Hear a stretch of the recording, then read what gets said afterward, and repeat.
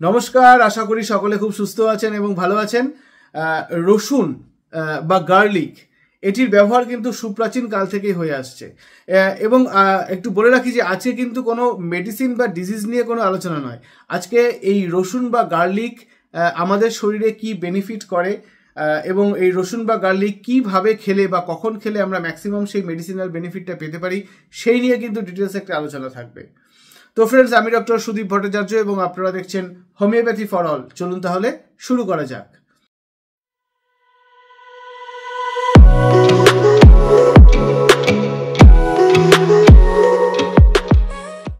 দেখুন, এই যে রসুন বা গার্লিক এই কি করে না, এই রসুন বা গার্লিক এর ভিতরে অ্যালিসিন বলে একটা কেমিক্যালস থাকে বলতে পারেন, বা একটা অ্যাক্টিভ প্রিন্সিপাল থাকে।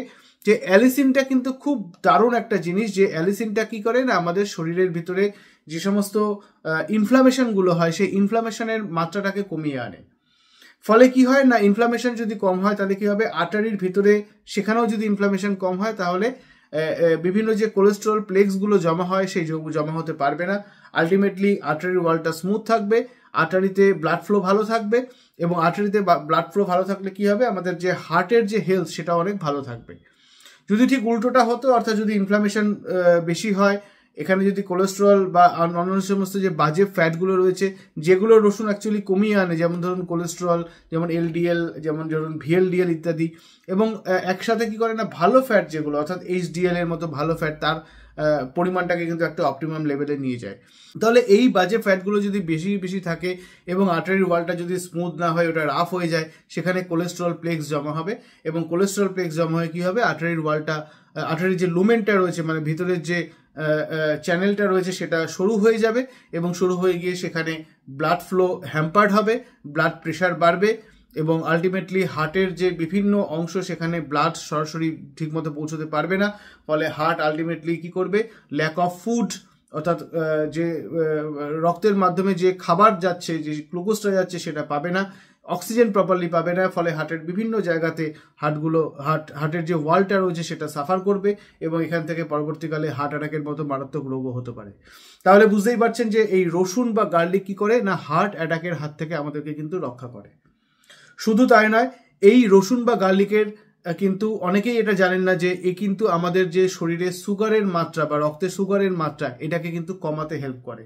এবং সুগার যদি বেড়ে যায় বা ডায়াবেটিক পেশেন্টদের ক্ষেত্রে কিন্তু এই ইনফ্লামেশনটা অনেক বেশি হয় এবং এই কারণে কিন্তু দেখা যায় যে ডায়াবেটিক পেশেন্টরা কিন্তু অনেক বেশি প্রোন টু হার্ট ডিজিজ, কারণ সেখানে ইনফ্লামেশন বেড়ে গেলে সেই একই ঘটনা ঘটবে, হার্ট ঠিক মতো ব্লাড ফ্লো যাবে না এবং হার্ট কিন্তু সাফার করবে এবং সেখান থেকে হার্ট অ্যাটাক হতে পারে। তাহলে রসুন বুঝতেই পারছেন যে আমাদের যেরকম ইনফ্লামেশনটাকে কমাতে হেল্প করছে, একইভাবে আমাদের যে সমস্ত বাজে ফ্যাটগুলোকে কমাতে হেল্প করছে এবং সুগারের মাত্রা কমিয়ে দিয়ে, অর্থাৎ ব্লাড সুগারের মাত্রাটাকে নর্মাল রেখে ডায়াবেটিসটাকে প্রিভেন্ট করে আমাদের কিন্তু আলটিমেটলি আমাদের যে ওভারঅল হেলথ বা স্পেসিফিক্যালি হার্টের যে হেলথ সেটাকে অনেক ভালো রাখতে কিন্তু এই রসুন দারুণভাবে সাহায্য করছে। শুধুই কি তাই? না, শুধু তাই নয়, রসুনের কিন্তু আরও অনেক হেলথ বেনিফিট রয়েছে। যেরকম ধরুন, রসুনের মধ্যে বেশ কিছু ইম্পর্টেন্ট ভিটামিনস এবং মিনারেলস রয়েছে। ভিটামিনসগুলো কি কি রয়েছে না, vitamin B1, B2, vitamin B6, vitamin C ইত্যাদি যে খুব ইম্পর্টেন্ট যে ভিটামিনসগুলো সেগুলো রয়েছে। এছাড়া মিনারেলস বা এলিমেন্টসের মধ্যে কি কি রয়েছে না, এর মধ্যে যেরকম সেলেনিয়াম রয়েছে, এর মধ্যে যেরকম ফসফরাস রয়েছে, এর মধ্যে ম্যাঙ্গানিজ রয়েছে, এর মধ্যে কিন্তু ক্যালসিয়াম রয়েছে ইত্যাদি ইম্পর্টেন্ট সমস্ত মিনারেলসগুলো যেগুলো আমাদের শরীরের প্রচুর হেলথ বেনিফিটস করে সেগুলো কিন্তু রয়েছে। রসুনের আরেকটা খুব ইম্পর্টেন্ট অ্যাক্টিভিটি সেটা হচ্ছে অ্যান্টিঅক্সিডেন্ট অ্যাক্টিভিটি। আমাদের শরীরে যে সমস্ত টক্সিনগুলো তৈরি হচ্ছে, টক্সিনগুলো জমা হচ্ছে, রসুনের কি করে, রসুন সেই যে টক্সিনগুলোকে আমাদের রেচনতন্ত্রের মাধ্যমে বা এক্সক্রিটরি সিস্টেমের মাধ্যমে, অর্থাৎ ইউরিন, ঘাম বা পার্সপিরেশন, তার মাধ্যমে কিন্তু এগুলোকে বের করে আমাদের শরীরটাকে অনেক বেশি হেলদি রাখে। রসুনের আরেকটা খুব ইম্পর্টেন্ট গুণ রয়েছে সেটা হলো ইমিউন বুস্টার, অর্থাৎ রসুন আমাদের ইমিউনিটিটাকে বাড়িয়ে দিয়ে আমাদের বিভিন্ন যে রোগ জীবাণুগুলো রয়েছে তার এগেনস্টে আমাদের শরীরকে লড়তে কিন্তু হেল্প করে এবং আলটিমেটলি যেটা করে সেটা হচ্ছে বিভিন্ন ধরনের রোগের হাত থেকে কিন্তু রসুন আমাদের রক্ষা করে। একইভাবে বলবো যে রসুনের একটা অ্যান্টি ব্যাকটেরিয়াল অ্যাক্টিভিটি রয়েছে, অ্যান্টি ভাইরাল অ্যাক্টিভিটি রয়েছে, অ্যান্টি ফাঙ্গাল অ্যাক্টিভিটি রয়েছে। ফলে আলটিমেটলি রসুন যেরকম আমাদের ইমিউন সিস্টেমটাকে বাড়িয়ে দিয়ে আমাদের শরীরের যে রোগ প্রতিরোধ ক্ষমতাকে বাড়ায়। ঠিক সেরকমভাবে রসুন বিভিন্ন যে ব্যাকটেরিয়া, ভাইরাস এবং ফাঙ্গাস ইত্যাদির আক্রমণের হাত থেকেও কিন্তু রসুন আমাদের শরীরকে রক্ষা করে। তাহলে বুঝতে পারছেন যে রসুন কত ইম্পর্টেন্ট একটা খাবার বা ইম্পর্টেন্ট একটা জিনিস। এছাড়া রসুনের আরও কিছু ইম্পর্টেন্ট গুণ রয়েছে, যেরকম রসুন কিন্তু একটা যে অ্যান্টি এজিং অ্যাক্টিভিটি রয়েছে। অনেক সময় আমরা দেখি আমাদের ক্লিনিকেও এরকম পেশেন্ট আমরা পাই যারা এসে বলেন যে ডাক্তারবাবু দেখুন মাত্র 40-42 বছর বয়স, এখনই কাজ করার কোনো এনার্জি পাচ্ছি না, অল্পেতেই হাঁপিয়ে যাচ্ছি। অর্থাৎ একটা অনেক এজেড মানুষের মধ্যে যে সমস্ত সিমটমগুলো দেখা যায়, তাদের বয়স ধরুন 60, 65, 70 ইত্যাদি, এই বয়সের মানুষের মধ্যে যে সমস্ত সিমটম দেখা যায়, একটা 40-42 বয়সের এরকম কম বয়সী মানুষের মধ্যেও কিন্তু আজকাল এরকম সিমটম দেখা যাচ্ছে। এর পিছনে অনেকগুলো কারণ আছে এবং রসুন কিন্তু এই অ্যান্টি এজিং অ্যাক্টিভিটি থাকার জন্য কি করে না, শরীরের এই যে এজের মানে বয়সের সাথে সাথে যে এই যে চেঞ্জগুলো হচ্ছে, যে চেঞ্জগুলো আজকাল অনেক আর্লি হচ্ছে, সেটার হাত থেকে কিন্তু শরীরকে রক্ষা করে এবং আমাদের যে এনার্জি লেভেলটাকে বা কাজ করার যে স্পৃহা সেটাকে অনেকাংশে বাড়িয়ে দিতে সাহায্য করে। রসুনের কিন্তু আরেকটি খুব ইম্পর্টেন্ট গুণ, সেটা হচ্ছে রসুনের কিন্তু অ্যান্টি ক্যান্সার অ্যাক্টিভিটি রয়েছে। আপনারা জানেনই যে এই ক্যান্সার আজকের দিনে কি পরিমাণে বাড়ছে, বিভিন্ন ধরনের ক্যান্সারই কিন্তু প্রচুর পরিমাণে বাড়ছে এবং আগে যেরকম আমরা রেয়ারলি ক্যান্সারের একটা পেশেন্টকে পেতাম, আজকাল কিন্তু প্রচুর ক্যান্সার পেশেন্ট পাওয়া যাচ্ছে। নিয়মিত রসুন সেবনে কিন্তু এই ক্যান্সারের হাত থেকে আমরা রক্ষা পেতে পারি অনেকাংশে, এবং যাদের অলরেডি ক্যান্সার হয়েছে বা যাদের ফ্যামিলি হিস্ট্রিতে ক্যান্সার রয়েছে, তারাও কিন্তু নিয়মিত রসুন সেবন করে এই ক্যান্সারের হাত থেকে তারা আগে থেকে একটা প্রিভেনশন পেতে পারেন। এছাড়া রসুন কিন্তু মেল সেক্সুয়াল ফাংশনের ক্ষেত্রেও খুব ভালো কাজ করে।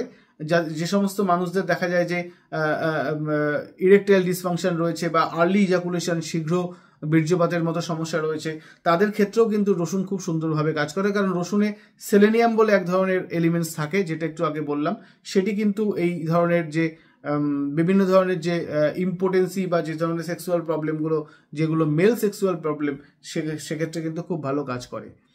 এবং শুধু তাই নয়, রসুন কিন্তু ইউরিনারি ট্র্যাক ইনফেকশন প্রিভেন্ট করতে এবং প্রস্টেটের সাইজ নর্মাল করতে, যেটা দেখা যায় যে একটা বয়সের পরে মোটামুটি 50-এর পরে দেখা যায় যে প্রস্টেটের সাইজ মেল পার্সনদের বাড়তে থাকে বা বেড়ে যায়। নিয়মিত রসুন সেবনে কিন্তু সেই প্রস্টেট হেলথটাকে ঠিকঠাক রাখতে বা বজায় রাখতে বা প্রস্টেটের সাইজ যাতে খুব বেড়ে না যায়, সেই রকম একটা ব্যবস্থা করতে কিন্তু রসুন আমাদের সাহায্য করে। তাহলে বুঝতেই পারছেন যে এই রসুনের অ্যাক্টিভিটি কিন্তু মাল্টি স্প্রেড, অর্থাৎ বিভিন্ন বা নানাবিধ কাজ করার মাধ্যমে কিন্তু রসুন আমাদের শরীরকে অনেক হেলথ বেনিফিট দেয়। তাহলে চলুন এবার আমরা জেনে নিই যে আমরা ঠিক কখন রসুন খাবো, কতটা পরিমাণে খাবো এবং কিভাবে খাবো। দেখুন, সবচেয়ে ভালো হচ্ছে সকালে আর্লি মর্নিং এমটি স্টমাকে যদি আপনি খেতে পারেন, সেটা কিন্তু সবচেয়ে ভালো। কটা করে খাবেন? ম্যাক্সিমাম 1 থেকে 2 কোয়া রসুন খেলেই কিন্তু যথেষ্ট। অনেকে আবার বলেন যে ডাক্তারবাবু রসুনের তো অনেক হেলথ বেনিফিট, আমার ফ্যামিলিতে তো হার্টের প্রবলেম রয়েছে বা ক্যান্সারের প্রবলেম রয়েছে, তা আমি কি 10-12টা করে কোয়া খেতে পারি? না, এক্সেসিভ রসুন খাওয়াও কিন্তু ভালো নয়। যে কোনো জিনিসই কিন্তু এক্সেসিভ ভালো না, প্রত্যেকের একটা অপটিমাল লেভেল রয়েছে। তাই 1 থেকে 2 কোয়া রসুন কিন্তু আপনার জন্য যথেষ্ট। এবার প্রশ্ন হচ্ছে আপনি কিভাবে খাবেন। অনেকভাবেই অনেক লোকে খান। কেউ বলেন যে আমি 1 কোয়া রসুন মুখে দিয়ে জল দিয়ে গিলে খেয়ে নিই। কেউ আবার রসুন সাপ্লিমেন্ট ফর্মে খান, বলেন আমি এমনি রসুন খেতে পারি না, তাই ওই ক্যাপসুল বা ট্যাবলেট যেগুলো পাওয়া যায় গার্লিকের, সেগুলো খাই। আবার অনেকে বলেন যে রসুনটাকে একটুখানি সামান্য হালকা করে গরম করে তারপরে আমি মধু দিয়ে বা একটু গরম জল দিয়ে খাই। দেখুন, এই প্রত্যেক কটাতেই আপনি হেলথ বেনিফিট পেতে পারেন, কিন্তু ম্যাক্সিমাম হেলথ বেনিফিট কখন পাবেন জানেন? এই যে রসুনের যে কোয়াটা রয়েছে, সেটাকে যদি আপনি একদম খুব ফাইনলি যদি আপনি চপ করে নেন, অর্থাৎ ছুরির মধ্যে দিয়ে যদি ওটাকে খুব সূক্ষ্ম করে কেটে নেন, তাহলে কি হবে না, তাহলে ওর যে অ্যালিসিন বলে যে আমি বললাম অ্যাক্টিভ প্রিন্সিপালটা রয়েছে, যেটা কিনা রসুনের এই সমস্ত কাজগুলো করে, সেটা কিন্তু অ্যাক্টিভেটেড হবে। কারণ কি হবে, যে অ্যালিসিনটা এক্সপোজ হবে এবং বাতাসের সংস্পর্শে বা বাতাসের অক্সিজেনের সংস্পর্শে এসে এটি অক্সিডাইজ হবে। সেই জন্য ওই যে আপনি চপ করলেন, চপ করে কিন্তু ওটাকে আপনাকে অ্যাটলিস্ট 10 থেকে 12 মিনিট যদি আপনি রেখে দেন, তাহলে সবচেয়ে ভালো। সেক্ষেত্রে ওই অ্যালিসিন বলে যে এলিমেন্টসটা রয়েছে সেটা অক্সিডাইজ হবে। তারপরে যদি ওটা আপনি মুখে দিয়ে চিবিয়ে খেতে পারেন, তাহলে কিন্তু তার থেকে আপনি ম্যাক্সিমাম হেলথ বেনিফিট পাবেন। এছাড়া আর যে প্রসেসগুলো রয়েছে সেগুলোর মাধ্যমে আপনি হেলথ বেনিফিটস পাবেন। কিন্তু মনে রাখবেন যে এই অ্যালিসিন কিন্তু আবার হিটে নষ্ট হয়ে যায়, তাই আপনি যদি রসুনটাকে রান্না করে খান বা যদি একটু সামান্য তেলে গরম করে বা এমনিতেও যদি গরম করে বা ভেজে খান, তাহলে কিন্তু এই অ্যালিসিনের যে ম্যাক্সিমাম যে বেনিফিট সেটা কিন্তু আপনি পাবেন না। তাহলে ন্যাচারাল ওয়েতে ন্যাচারাল ফর্মে রসুন খান এবং যেরমভাবে বললাম সেরমভাবে খেলে কিন্তু আপনি ম্যাক্সিমাম হেলথ বেনিফিটটা পেতে পারেন। এবার বলি যে কারা কারা রসুন খাবেন না। দেখুন, রসুন কিন্তু অনেকের ক্ষেত্রে একটা গ্যাস্ট্রো ইরিটেন্ট হিসাবে কাজ করে, মানে যাদের ধরুন বিভিন্ন ধরনের এই গ্যাস অ্যাসিডের প্রবলেম রয়েছে বা স্পেসিফিকভাবে বলতে যাদের GERD সমস্যা রয়েছে, গ্যাস্ট্রো ইসোফেজিয়াল রিফ্লাক্স ডিজিজ, বা যাদের ধরুন গ্যাস্ট্রাইটিস রয়েছে, ক্রনিক গ্যাস্ট্রাইটিস, বা ধরুন গ্যাস্ট্রিক আলসারে যারা সাফার করছেন, তাদের ক্ষেত্রে কিন্তু রসুন খাওয়ার ক্ষেত্রে একটু সাবধানতা অবলম্বন করতে হবে, বা আমি বলবো তারা না খাওয়াই ভালো। ওই ডিজিজগুলোকে আগে সারিয়ে নিন, তারপরে যদি আপনি দেখেন যে না আপনি খেতে পারছেন তখন আপনি খাবেন। কারণ এই যেহেতু এটা গ্যাস্ট্রো ইরিটেন্ট হিসাবে কাজ করে, তাই ওগুলো খেলে কিন্তু আপনার আলটিমেটলি এই যে হেলথ হ্যাজার্ডসগুলো যেগুলোতে আপনি অলরেডি সাফার করছেন সেগুলো কিন্তু আপনার বেড়ে যেতে পারে। আবার অনেকে আছেন যারা বলেন যে ডাক্তারবাবু রসুনের ওই গন্ধ আমি একদম সহ্য করতে পারি না, মানে ওই রসুন কেটে চিবিয়ে খেলে আমার কিন্তু সারাদিন রসুনের একটা ঢেকুর উঠতে থাকে বা মুখে মনে হচ্ছে সারাদিন একটা রসুনের গন্ধ আমরা পাই। তাদের ক্ষেত্রেও আমি বলি যে না, ঠিক আছে, আপনার রসুন খাওয়ার দরকার নেই, বা আপনি অন্য ফর্মে আপনি রসুন খেতে পারেন, ওইভাবে কাঁচা আপনি খাবেন না। আদারওয়াইজ কিন্তু যাদের কোনো সমস্যা নেই বা যারা ওই রসুনের গন্ধে কোনো অসুবিধা হয় না, তারা কিন্তু নিশ্চিন্ত মনে ওই সকালে 1 থেকে 2 কোয়া রসুন ছোট ছোট করে কেটে 10 থেকে 12 মিনিট বাইরে রেখে তারপরে ওটাকে আপনি চিবিয়ে খেলে আপনি কিন্তু ম্যাক্সিমাম হেলথ বেনিফিট পেতে পারেন সকালে এমটি স্টমাকে। তাহলে আশা করি এই রসুন বা গার্লিক আমাদের শরীরের কি কি উপকার করে, কিভাবে খেলে বা কতটা খেলে আমরা তার থেকে ম্যাক্সিমাম হেলথ বেনিফিটস পাবো সে সম্বন্ধে আপনাদের একটা স্বচ্ছ ধারণা তৈরি হলো। আশা করি ভিডিওটি আপনাদের ভালো লেগেছে, আর ভালো লাগলে কি করতে হবে, একটা অবশ্যই লাইক করবেন এবং এই ভিডিওটা কিন্তু আপনারা প্লিজ একটু শেয়ার করবেন, আপনাদের পরিচিত আত্মীয় স্বজন বন্ধু বান্ধবদের মধ্যে শেয়ার করবেন, কারণ সত্যি এই রসুনের কিন্তু হেলথ বেনিফিটস অনেক, যাতে তারাও বেনিফিটেড হয় সেটা একটু দেখবেন। আর যদি আপনি চ্যানেলে নতুন হন বা চ্যানেলটিকে যদি এখনো সাবস্ক্রিপশন না করে থাকেন তাহলে অবশ্যই সাবস্ক্রাইব করে নেবেন এবং সাবস্ক্রাইব করার সময় পাশে থাকা বেল আইকনটিকে প্রেস করবেন, যাতে যখনই আমি এই ধরনের হেলথ অথবা ডিজিজ রিলেটেড কোনো ভিডিও এই চ্যানেলে আপলোড করবো তার ইনস্ট্যান্ট নোটিফিকেশন আপনি পেয়ে যাবেন। আর যদি এই ভিডিও রিলেটেড বা এই টপিক রিলেটেড কোনো কোশ্চেন আপনার থাকে অবশ্যই কমেন্ট বক্সে জানাতে পারেন। আর যদি স্পেসিফিক কোনো টপিক সম্বন্ধে যদি আপনার ভিডিও করার কোনো অনুরোধ থাকে সেটাকেও আমাকে কমেন্ট বক্সে কমেন্ট করে জানাবেন। আজ তাহলে আপাতত এত অবধি। সুস্থ থাকবেন, ভালো থাকবেন এবং আনন্দে থাকবেন। নমস্কার।